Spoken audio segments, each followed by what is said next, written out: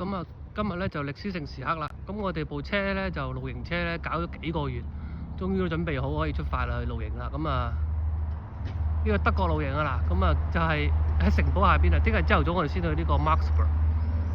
咁我哋部車停咗喺嗰度。咁啊，露營車咧喺歐洲呢邊玩咧就同美國有啲唔同嘅。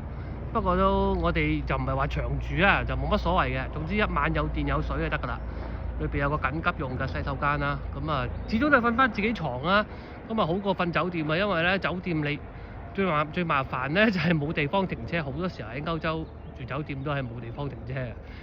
我哋呢度咧就嚟 Koblenz 咧，就頭先去嘅嗰個城市咧就大概10分鐘車啦。咁呢度就係萊茵河畔啦。